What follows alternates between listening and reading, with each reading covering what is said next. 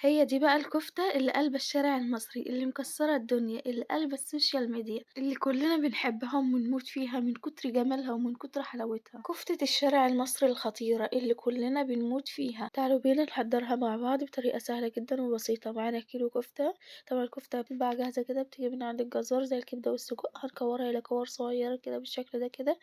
وبعد كده هنجيب طاسة على النار، هننزل فيها معلقة كبيرة من السمنة البلدي، وهننزل بالكفتة بعد ما كورناها، وهنسيبها كده على النار لغاية كده لما تشمع من تحت. هنبدأ بتقليبها، ومعانا قرن فلفل حراق هنشوحهم كده معاها، ونسيب الكفتة لما تستوي. وهننزل عليها بثلاث حبات من الطماطم متقطعين كده مكعبات، وهنشوحهم مع بعض، وهنغطيها وهنسيبها على نار هادية لغاية لما تستوي معانا. وهنرش عليها رشة بسيطة من الملح والفلفل. وبكده بقت جاهزة معانا، وبألف هنا ليكوا وعلى عيونكوا يا رب.